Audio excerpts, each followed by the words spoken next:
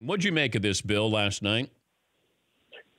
Hey, Dan, it was interesting because it does seem like we keep hearing about these incidents with Jazz fans, specifically with Russell Westbrook, and then other players come out of the woodwork and say, oh, yeah, the fans in Salt Lake are the worst, and I support Russell. I think you're right. There's just responsibility all around here. And the thing that I just keep coming back to is I don't think you can make this about about this particular fan base being terrible, or worse, like it being a reflection of the city or culture of Utah at large. And I think a lot of people try to jump on that, whether it's about Mormon culture or about, whatever part of Utah people want to latch onto. I think Jazz fans are great. But no doubt there are jerks in that crowd like anywhere else. One thing about Salt Lake City is those fans are right on top of the court in a way they aren't anywhere else in the league. You watch those games, there are not the lanes behind the basket. It is a tight squeeze in that arena. And whether that gives fans a sense of license to be more involved in the game, or if it just makes players more aware of fans being there. But ultimately, the onus for this falls on the player, who is being paid, I think, millions of dollars to be on the floor and putting on a show essentially in that environment. Which is not to say that Russell Westbrook should have to tolerate verbal abuse like he is describing from last night. There has to be a mechanism in place where he can point into the crowd, and a security guard gets that fan out of there if that abuse really rises to that level.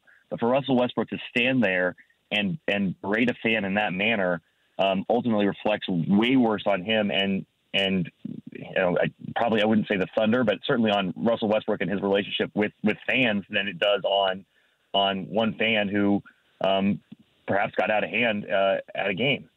What do you think the commissioner's response is going to be?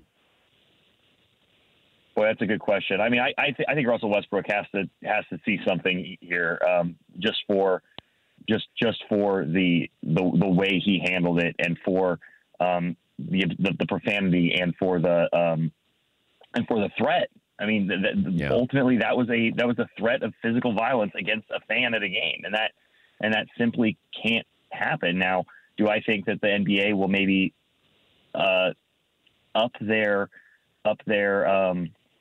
response to poor fan behavior? I mean, they've started handing out these cards at games that are basically a fan code of conduct in the area around the court, and that obviously is not working. At least specifically, I mean, that's not going to get anything done, right? So, if there's a zero tolerance policy to be had, or something like that, where a player feels like they do have recourse, I think that would be something absolutely worth looking at. But frankly, I think in any NBA arena, if a fan is verbally abusing players to that degree, I've seen fans,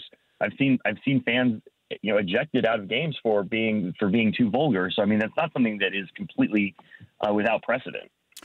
Yeah, but you can't be threatening a guy's wife. I don't care what he says. No. And I'm guessing that he knew that he was on camera. Somebody was videotaping this. And I know you get caught up in the moment. You want to go after somebody.